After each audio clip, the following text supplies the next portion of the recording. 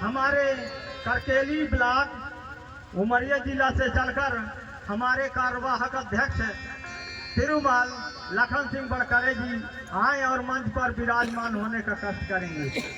और अगली वेला में मैं कहूँगा हमारे भारत सिंह मरकाम जी लखन सिंह बड़करे जी का हल्दी चावल से स्वागत करेंगे।